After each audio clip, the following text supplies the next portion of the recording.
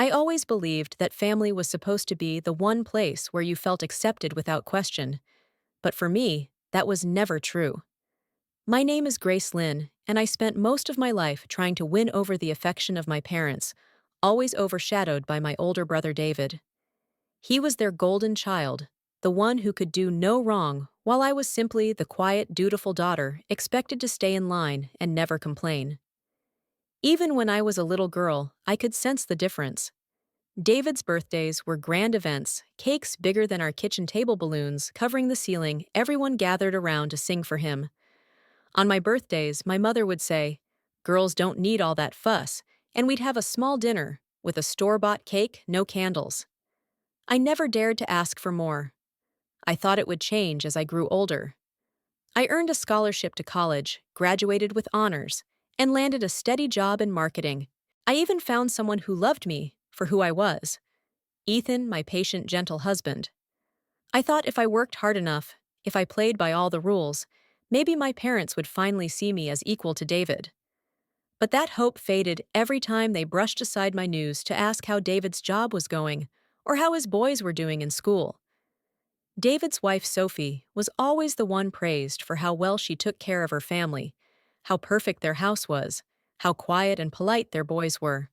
My children, Ella and Noah, were never more than a passing mention. "Tell the kids we said hi," my mother would say, her eyes already flicking back to David's side of the room. It stung more than I let on.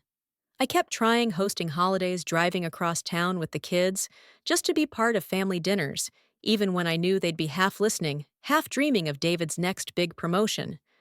I told myself that if I just kept showing up, they'd notice me too.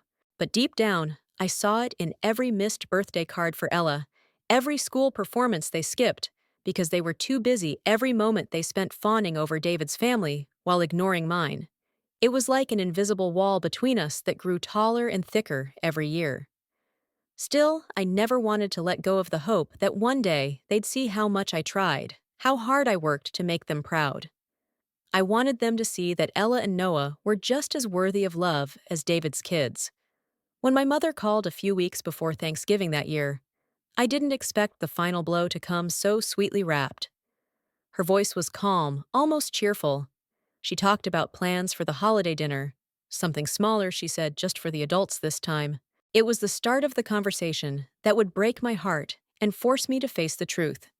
No matter how much I did, no matter how many times I put them first, they would never see me or my children the way I desperately wanted them to. I'd always known that my family didn't see me the way they saw David. But even with all the years of feeling like an outsider, I wasn't prepared for the phone call that would finally force me to see the truth. My mother's voice was sweet that afternoon, a sing-song tone that she often used when she wanted to smooth over something sharp. "Honey," she said, drawing out the word, until it almost sounded like a lullaby. "We need to talk about Thanksgiving this year." For a fleeting moment, my heart lifted. Thanksgiving had always been the one time of year when I could almost pretend everything was okay. I would bake pies with Ella, and Noah pile them into the car with Ethan, and watch as they ran to their grandparents with hopeful smiles. Those days always started with possibility, even if they ended with me feeling like the help in someone else's home. "Of course, Mom," I said already, picturing the smell of roasted turkey, the clatter of dishes, the way the house would be warm with the glow of candlelight. "What's the plan?" There was a pause just long enough to let the first crack of dread creep in. "Well," she said, her voice carefully measured, "this year we're thinking of doing something a little different. A smaller dinner, just adults. You know, something more intimate." A chill ran down my back like ice sliding beneath my skin. "So? No kids at all?" I asked, forcing my voice to stay calm. She hesitated, and that hesitation told me everything. "Not exactly," she said finally, her words twisting in the air like a smoke trail. "We just thought it might be better if you left them with a sitter this year." For a moment, the world felt like it tilted under my feet. "You mean my kids can't come?" Mom let out a sigh, the kind of heavy sigh that always meant she was about to make herself the victim in her own story. "Grace, it's not about them. We love Ella and Noah, you know we do, but they're energetic. And honestly, we just think it would be easier this year if it were just the adults." My fingers tightened around the edge of the counter. My kids were 4 and 7. Of course, they were energetic. They were kids. But the real blow came when I realized what she wasn't saying. "What about David's boys?" I asked, my voice thin as paper. Another pause, longer this time. "David and Sophie are bringing them," she said finally. "But you know how well behaved they are. It's just easier. Easier." That word rattled in my head like a stone. My children, my babies, weren't easier. They weren't calm and docile like David's boys, who sat with their hands folded in their laps, their voices barely above a whisper. My kids laughed, too loud, danced in the kitchen, asked a million questions.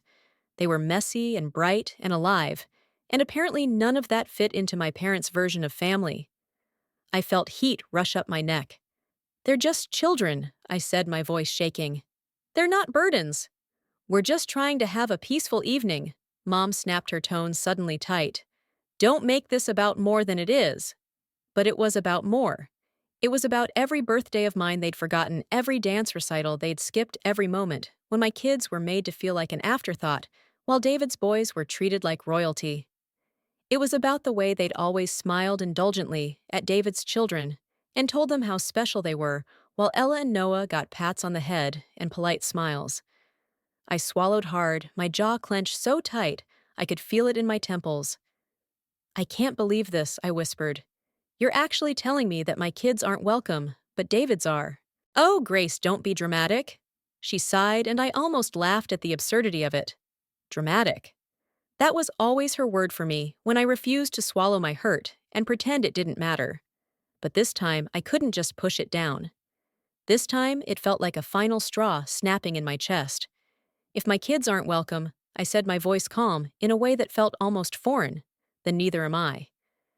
There was a beat of silence, and then Mom exhaled sharply, the sound like static in my ear. "Suit yourself," she said, and she hung up. I stood there in the kitchen for a long moment, staring at the phone in my hand. In the next room, I could hear Ella and Noah giggling as they built a pillow fort out of couch cushions, oblivious to the fact that their grandparents had just declared them too wild, too loud, too much. My heart ached as I watched them. I had spent my whole life trying to win my parents' approval, believing that if I was good enough, quiet enough, helpful enough, they would finally see me. But looking at my children, seeing the light in their eyes, the joy in their laughter, I realized that all those years of trying hadn't just cost me. They'd cost them too. If I went to that dinner without them, what would I be telling them? That they weren't good enough? That they needed to be smaller, quieter, less themselves to be worthy of love? No, I wouldn't do it. The next morning, I woke up to a text from David. "Mom said you're being difficult about Thanksgiving," he wrote. "Why do you always have to make everything so dramatic?" I stared at the words, my fingers curling tight around my phone. So Mom had already run to him, spinning her story, painting me as the unreasonable one, while they got to play the part of the wounded family. I typed back, my hands steady, even as my pulse thudded in my throat. "She uninvited my kids, David." "But she invited yours. Think about that." He didn't reply.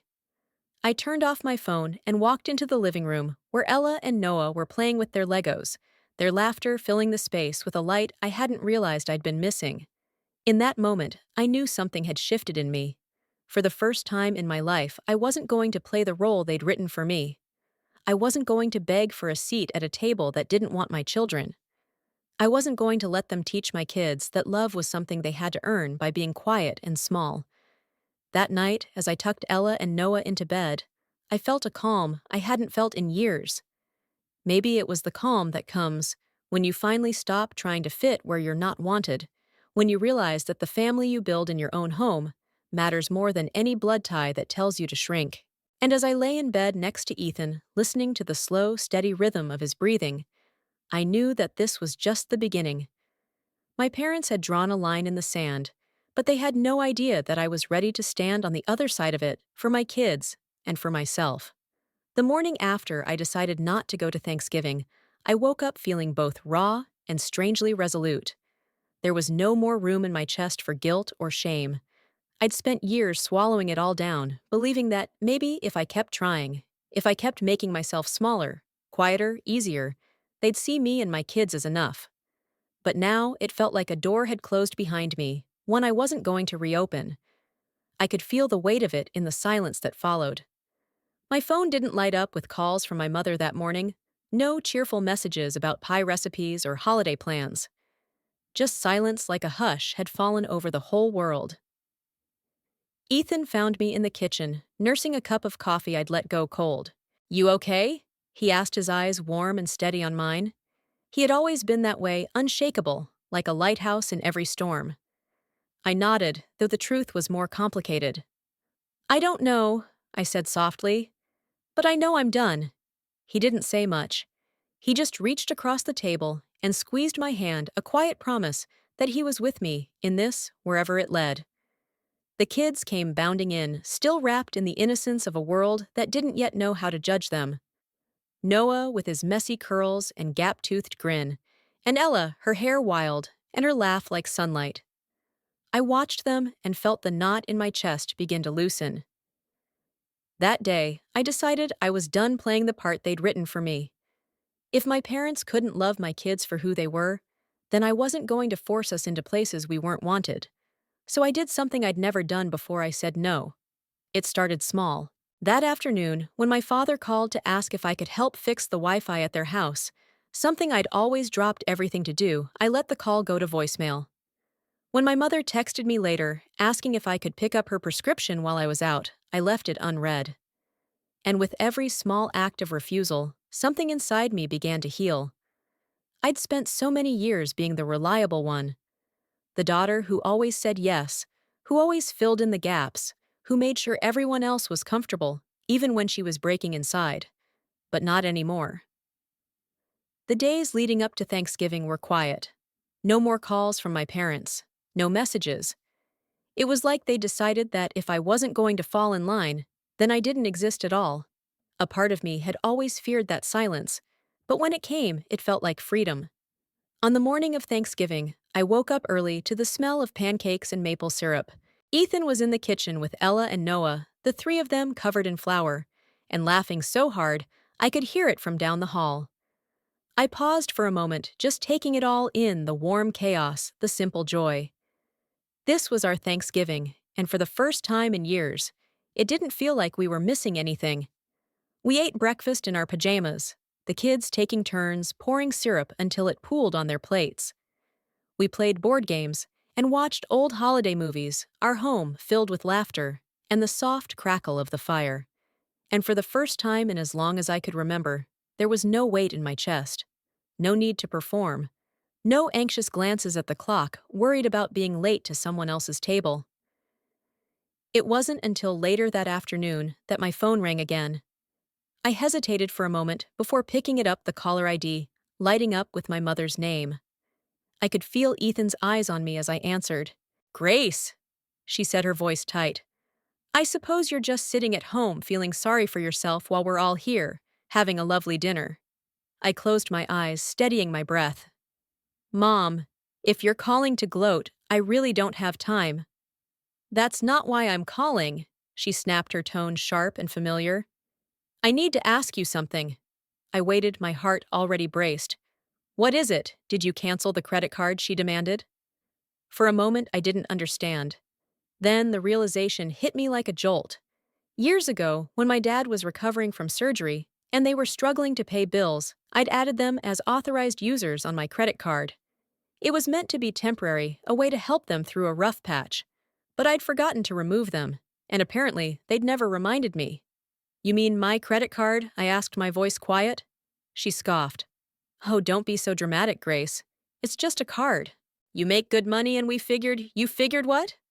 My voice rose, shaking with fury. "That you could keep using my money without telling me, that I wouldn't notice." She let out a long, heavy sigh. "We raised you, Grace. The least you could do is help us out." I felt a flash of white-hot anger. "After telling me my kids aren't good enough for your table, you still expect me to pay for your groceries. Oh, don't act like this is some big betrayal," she said dismissively, her tone dripping with condescension. "You're right," I said, my voice going cold and flat. "I did cancel the card. And since we're finally having an honest conversation, let me be perfectly clear. You won't see another cent from me. Not for groceries, not for gas, not for Christmas gifts or birthday presents, nothing. She drew in a sharp breath, like she'd been slapped. Grace, don't be ridiculous, but I cut her off. You made your choice when you told me my kids weren't welcome. And now I'm making mine. There was a long moment of silence on the other end of the line. Then, in a voice colder than I'd ever heard from her, she said, "You'll regret this." I didn't answer. I simply ended the call and set the phone down on the counter, my hands trembling. When I turned, I found Ethan watching me, his brow furrowed with concern. "Everything okay?" he asked softly. I managed a small, tired smile. "Yeah," I said, my voice calm, despite the storm in my chest. "Just taking out the trash." He didn't push. He simply pulled me into a hug, holding me close, as if to remind me that no matter how ugly it got out there, I still had this. I still had him.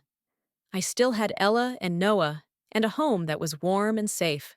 And as the afternoon sun slanted through the windows, casting everything in soft gold, I realized that I wasn't just standing up to them. I was standing up for myself, and for the little family I'd built with love and laughter, and the fierce, unwavering belief that my children deserved better than to be someone else's afterthought. I didn't know what would come next, but I knew one thing for sure: I wasn't going to be the reliable daughter anymore, not if it meant teaching my children that love came with conditions. I was done, and no matter what they threw at me next, I would be ready. In the days that followed that call, something inside me shifted. The quiet fury I'd carried for years, the one I'd buried under a lifetime of playing the good daughter, was no longer something I could ignore. It was a living, breathing force that refused to be silenced. I thought that after I cut off their access to my money, my parents might back down. Maybe they'd see how far they'd pushed me and realize how much they had to lose. But of course, I'd spent enough years being disappointed by them to know better. It started small, like the first few cracks in a dam. My father tried calling me, leaving voicemails that were equal parts pleading and passive-aggressive. "Grace, this is your father. I know you're upset, but your mother and I have done so much for you. Don't make this harder than it needs to be." I didn't answer. Then came the texts, short-clipped messages from my mother that only proved how little she understood what she'd done. "Grace, don't be selfish. We're family. We help each other." The hypocrisy of those words burned in my chest. Family! That was the word they always used like a shield, as if simply saying it was enough to excuse everything. As if family meant I owed them everything: my time, my energy, my money, no matter how they treated me or my children. One evening, Ethan and I were putting the kids to bed when my phone lit up again. It was another text from my mother, but this time it was different. Instead of her usual guilt-laced demands, there was a single line: "You'll be hearing from our lawyer." I stared at the words, my breath catching in my throat. A lawyer. The chill of those 5 words slid down my spine like ice water. I showed it to Ethan, who took the phone from my hands, reading it twice before meeting my eyes. "Do you think they're serious?" he asked quietly. I let out a slow breath, the weight of the past few days pressing down on me. "I don't know," I admitted, "but I wouldn't put it past them." He reached out, brushing a stray lock of hair from my face. "Whatever happens, we'll handle it," he said firmly. "You're not alone in this." And that was the thing that kept me going. Even as I faced down the tidal wave of their entitlement and manipulation, I knew that I wasn't alone anymore. A week later, the letter arrived. It came in a crisp white envelope, addressed in my mother's perfect looping script. For a moment, I almost didn't want to open it. But I did, my hands steady, even as my heart pounded. Inside was a formal legal document, a demand for what they called reimbursement, for years of emotional and financial support. My breath caught as I scanned the list: food, clothing, school supplies, medical bills. All carefully itemized, all neatly added up. The final sum was nearly $80,000. Ethan read it over my shoulder, his mouth tightening into a hard line. "They're billing you," he said incredulously, "for your own childhood." I let out a breathless laugh, though there was nothing funny about it. I guess they think I owe them for being born. The absurdity of it was almost too much to process. But underneath the shock, there was a clarity I hadn't felt in years. This wasn't about money, not really. This was about control. My parents couldn't stand the idea that I'd finally stopped playing by their rules, that I'd stopped letting them use me as a safety net whenever they wanted. I folded the letter carefully and set it on the table. "I'm going to see them," I said quietly. Ethan looked at me, concern flashing in his eyes. "Are you sure?" I nodded. "I have to. I can't let them think they can bully me into submission again."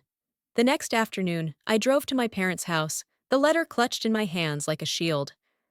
The house looked exactly the same, neat and pristine, the lawn perfectly trimmed, the flower beds bursting with color. But as I walked up the front steps, it felt like I was walking into enemy territory. My mother answered the door, her expression shifting from surprise to cold disdain in an instant. "Oh," she said coolly, "so now you decide to show up." I held up the letter. "You really think this is going to work?"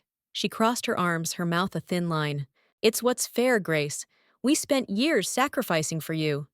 Now it's time you do your part." A bitter laugh escaped me. "Fair? You think it's fair to charge me for my own childhood, for things you chose to provide as parents?" My father appeared in the doorway behind her, his face unreadable. "We sacrificed a lot for you, Grace," he said. "And now you're just throwing it all back in our faces." I shook my head slowly. "No. You're the ones who threw it all away when you decided my children weren't good enough for you. When you decided that your pride was more important than your family." My mother's lips pressed together. "If you don't want to pay, then I guess we'll have to take legal action." I met her gaze, my voice steady and unflinching. "Go ahead, take me to court. Try to explain to a judge why you're suing your own daughter for expenses from 20 years ago.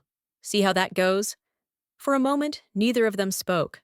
The silence was thick and heavy, a standoff years in the making. My father's jaw tightened.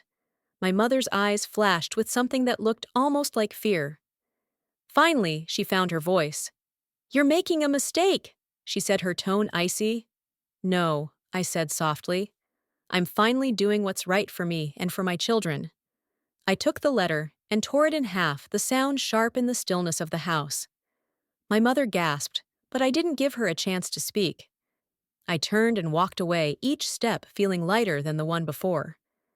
As I reached the car, I felt something loosen inside me. A weight I hadn't even known I was carrying slipped away, leaving in its place a quiet, fierce resolve. I knew this wasn't the end. My parents wouldn't let go of their hold so easily, but for the first time in my life, I wasn't afraid of what they might do next, because I knew now that no matter how much they tried to twist the truth, I had my own story to tell, and I wasn't going to let them write it for me anymore. That night, as I sat on the couch with Ethan and the kids watching the soft flicker of the fire, I felt a sense of peace I hadn't felt in years. It wasn't over, but it was a beginning, and sometimes that's all you need. After I walked away from my parents' house that afternoon, I thought I might finally have a chance to breathe, but I should have known better. For people like them, people who had spent years weaving a web of control and manipulation, silence was never the end. It was only ever the pause before they found a new way to tighten their grip. I spent the next few days in a kind of suspended calm. I poured all my energy into Ella and Noah, making pancakes in the mornings and building pillow forts in the afternoons. Ethan and I spent long evenings curled up on the couch after the kids were asleep, talking in quiet voices about everything and nothing. For the first time in what felt like forever, our little family felt like a safe harbor, like a place that no one else's expectations could touch. But even in those moments of peace, I could feel the storm brewing just beyond the horizon. It started with a message from David. He never called me directly, he always preferred the passive route, slipping in as the voice of reason, the one who thought he could talk me back into the fold. His text lit up my phone late one night, the glow of it slicing through the darkness of our bedroom. "Mom and Dad are really upset," he wrote. "They're saying you've turned your back on them. Are you really going to let this go this far?" I stared at the words, my pulse quickening. I could almost hear his voice, the patronizing calm he used whenever he wanted to paint himself as the peacemaker. But there was no peace to be made here, only a choice. And I had already made mine. I typed out a simple response, my fingers steady. It already went too far when they decided my children weren't good enough. He didn't reply. The silence after that was almost louder than any argument. But my parents weren't finished. A few days later, another message arrived, this time from my mother. "We're family, Grace. We forgive you. Come to Christmas dinner and we'll forget this ever happened." The gall of it almost made me laugh. They forgave me, as if I had been the one who had done something wrong, as if I was the one who needed their mercy. I ignored the message, deleting it without a second thought. But deep down, I knew that they wouldn't give up so easily. And I was right. On Christmas Eve, Ethan and I were finishing up the last touches on the tree when the doorbell rang. We exchanged a look, a silent question that needed no answer. I walked to the door and peered through the peephole. My breath caught. There they were. My parents standing on the porch in their best holiday clothes, a giant, beautifully wrapped box balanced between them. David and Sophie stood just behind them, David's expression somewhere between hopeful and smug. I opened the door slowly, leaning against the frame. "What do you want?" I asked, my voice flat. My mother smiled, that same brittle sweetness that had always meant danger. "Merry Christmas, sweetheart," she said. "We thought we'd stop by with a gift for the kids." I shook my head, folding my arms across my chest. "No thanks." My father's mouth tightened. "Grace, don't be childish. Let's not ruin Christmas over a misunderstanding." I let out a sharp breath, feeling the anger and hurt swirl inside me like a storm. "You already ruined Christmas," I said quietly, "when you decided my children weren't welcome at your table." My mother's smile slipped just for a second. "We're trying to fix this," she said, her voice growing sharper. "Don't make this harder than it has to be." But I wasn't going to let them spin this into something I was supposed to fix. "You don't want to be a family," I said. "You want to be in control. And I'm done playing that game." Sophie shifted uncomfortably, glancing between me and my parents, like she was hoping someone would back down first. But I didn't move. My father's jaw tightened, his eyes going cold. "You really want to do this?" he asked. I nodded, my heart steady in my chest. I already did. I shut the door in their faces, the final click of the latch echoing in the quiet house. I stood there for a moment, my hands pressed to the wood, feeling the finality of it settle into my bones. Then I turned back to Ethan and the kids, and we had the best Christmas we'd ever had, just us, no strings attached. I thought that would be the end of it, that maybe finally they'd see I wasn't going to bend, but I'd underestimated just how far they were willing to go. New Year's Eve came, and with it a knock on the door that I'd hoped I'd never hear again. I opened it to find them all standing there, my parents David and Sophie lined up like an army. My mother's face was carefully composed, but her eyes glittered with something cold and hard. "We just want to talk," she said. I raised an eyebrow. "No thanks." My father stepped forward. "Grace, enough? Let's fix this before it goes too far." I narrowed my eyes, my voice calm and cold. "Too far? What exactly does that mean?" David shifted his weight, crossing his arms. "Mom and Dad have been talking to a lawyer," he said, his tone almost bored. "They're worried about the kids, about how you're cutting them off from their real family." For a moment, all I could hear was the blood rushing in my ears. Then I let out a short, sharp laugh. "You're serious?" I said, my voice incredulous. "You think you can use the courts to bully your way back into my life?" My mother's lips pressed together. "We're just worried about the children," she said, that false sympathy making my skin crawl. "We're looking into grandparents' rights." I stared at them, feeling something inside me snap into perfect clarity. "You're going to try to force your way back in after everything you've done?" I stepped closer, my voice quiet but deadly. "You think any judge is going to side with people who stole from their daughter and treated her kids like they were disposable?" My father's face darkened. "You don't want to do this, Grace." "Oh, but I do," I said, my voice steady. I pulled out my phone, holding it up like a weapon. "I have every text, every voicemail, every demand for money. If you try this, I will bury you." Sophie gasped softly, and David shifted uncomfortably, but my parents didn't flinch. My mother's voice dropped to a hiss. "You're being unreasonable." "No," I said, a small smile tugging at the corners of my mouth. "I'm finally being smart. And with that, I shut the door on them, on their threats, their manipulation, their desperate attempts to claw back control. I knew they wouldn't go through with it. They knew they didn't have a case. But the fact that they'd even tried told me everything I needed to know. They would never see me or my children as enough, because in their eyes, we were only ever as good as what we could give them. As the fireworks of midnight burst outside, Ethan wrapped an arm around me, and I watched the kids giggle in the glow of the living room lights. I knew then that no matter how hard they tried, they could never take this away from me. This family, this peace, this freedom. And I would fight for it with everything I had. After that New Year's Eve showdown, it felt like the last mask had finally fallen away. My parents' true faces were right there in the open, hard entitled and unwilling to let go of the belief that they owned me and everything I'd worked for. For years, I'd been so afraid of the fallout of losing that fragile thread of family connection. I thought I needed to be whole. But standing there on my porch that night, watching them retreat in the glow of holiday lights, I realized it had been an illusion all along. They didn't see me as a daughter to love. They saw me as a resource to drain. And now that I'd said no, now that I'd refused to let them keep using me, they were willing to burn every bridge to get back the control they thought was theirs by birthright. But I wasn't afraid of them anymore. The weeks that followed were surprisingly quiet. My parents didn't try to call or text again. David went silent too. For a while, I wondered if they'd finally given up, or if they were just regrouping, plotting their next move. But the calm wasn't something I questioned. I let it settle over me like a soft blanket. I started to feel the weight of all those years lifting off my shoulders. My days were spent with Ella and Noah, watching them giggle as they chased each other around the house, or piled up flour-dusted cookie sheets in the kitchen. At night, Ethan and I sat on the couch, the fire crackling low, and talked about everything about the kids, about dreams we'd put on hold, about the life we wanted to build together.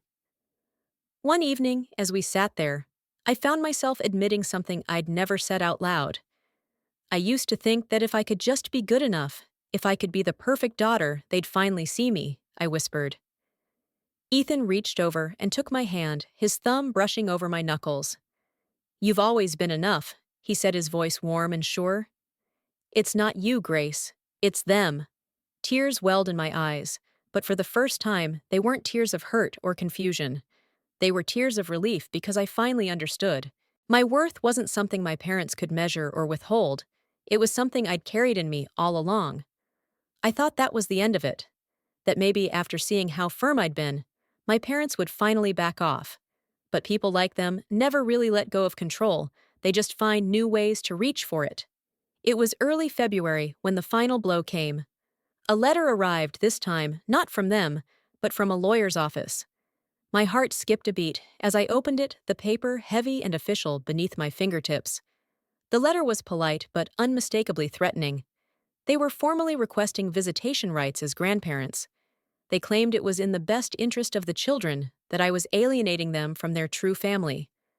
I read it once, twice, my hands shaking. The audacity. The sheer entitlement. I showed it to Ethan, my voice a whisper. "They're actually trying to take this to court." He read it, his jaw tightening. "Grace, this is insane. You've done nothing wrong. They're the ones who cut you out, not the other way around." I nodded, swallowing the burn of old shame and new fury. "I know," I said, "but they're not going to get away with it." I spent the next week gathering everything I had, every text message where they'd told me my kids weren't welcome, every email demanding money, every voicemail laced with veiled threats and guilt trips. I compiled it all into a folder, thick and damning. When the day of the meeting with their lawyer came, I walked in with that folder in my hands and fire in my heart. My parents were there, sitting stiffly at a long, polished table. David was there too, his expression carefully neutral, like he was trying to convince himself he wasn't choosing sides. But I saw the way his fingers drummed against the table, the way his eyes flickered when I met his gaze. The lawyer began to speak, using words like reasonable access and family bonds, but I barely heard him. My mother sat there with her lips pressed into a thin smile, and my father stared at me like he was waiting for me to break. But I didn't. When the lawyer finished, I set the folder down on the table with a quiet thump. You want to talk about family? I said, my voice calm and cold. Let's talk about what you've done to this family. I opened the folder and slid it across to him, page after page of proof that I wasn't the villain here. My mother's face went pale as she recognized her own words staring back at her in black and white. You think a judge is going to look at this and side with you? I asked softly. You think they'll see you as doting grandparents when you've done nothing but lie and manipulate and treat my children like they don't matter? The room went silent. Even David looked away, unable to meet my eyes. My father cleared his throat, but his voice was thin now. We were just trying to make things right, he said. I let out a quiet laugh. No humor in it, only the cold clarity of someone who's finally done being afraid. No, you were trying to keep control, and you don't have it anymore. The lawyer shifted uncomfortably. Given these circumstances, he said carefully, it would be advisable for both parties to reconsider any further legal action. My mother opened her mouth, but I cut her off before she could spin another lie. You don't get to demand access to my children, I said firmly. You made your choice when you told me they weren't good enough. And I made mine when I decided they'd never feel like second best in their own family. I stood up then, gathering the folder and tucking it back under my arm. We're done here, I said, my voice steady. And with that, I walked out, leaving them in that quiet, sterile room, with nothing but their own entitlement and the echo of my final words. That night, as I tucked Ella and Noah into bed, I felt a deep, quiet peace settle over me. They didn't understand what had happened. They didn't need to. All they saw was their mother calm and unflinching, someone who would stand between them and the world if she had to. Later, as I sat with Ethan on the porch, the stars bright overhead, I realized that this was the lesson I'd needed all along. Family isn't something you earn by bending until you break. It isn't something you owe to people who don't see you as worthy of love. Family is the place you choose, the people who choose you back. And as the cool night air brushed my skin, I knew in my bones that whatever came next, I would face it with the same fierce love that had carried me through every battle so far. Because I was done shrinking myself to fit their version of family. I was done teaching my children that love came with conditions. From now on, I would be the mother they deserved, the one who would never let them feel like anything less than everything. In the days that followed, a strange quietness settled over everything. There were no more calls, no more texts, no more veiled threats hanging over my head like storm clouds. My parents and David had retreated into their silence, and for the first time in my life, I didn't feel like I was holding my breath waiting for the next blow. Instead, I found myself embracing the calm. I spent my mornings in the soft glow of the kitchen making pancakes with Ella and Noah as they sang silly songs. In the afternoons, we curled up on the couch, wrapped in blankets, reading stories, or watching the snow fall in gentle drifts outside. Ethan was always there, a steady presence beside me, his quiet strength a balm against the memories that still tried to pull me back. Some nights, I would stand at the window, looking out at the moonlit yard, where my children chased each other's laughter through the shadows. And in those moments, I understood with a bone-deep certainty that this small, messy, perfect life we were building was worth every hard choice I had made. The final lesson I took from it all was simple: love isn't something you earn by shrinking yourself or giving until there's nothing left. It's something you choose again and again, even when it's hard, even when it means standing alone. I didn't know if my parents would ever try to come back into our lives. Maybe one day they would, with apologies wrapped in sweet words, or maybe they would cling to their silence until the end. But I knew that I was done letting their choices define my worth or my children's. One early spring afternoon, I sat on the porch as the world slowly turned green again. Ella and Noah ran barefoot through the grass, their laughter ringing out like music. Ethan sat beside me, his hand warm in mine. "Do you think they'll ever try again?" he asked, his voice gentle.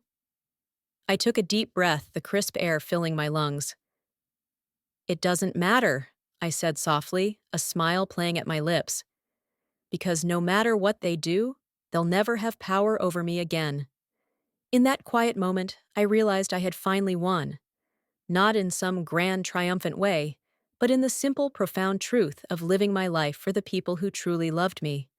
For the family I'd built, not the one I'd been born into. And as the sun dipped lower in the sky, painting everything in gold, I leaned back in my chair and let the peace of it wash over me. I had chosen my family, and I would choose them again and again, no matter what. If this story resonated with you, if you've ever felt the weight of family expectations or the freedom of finally choosing your own path, I invite you to share it. Because maybe your story will be the spark for someone else's strength too.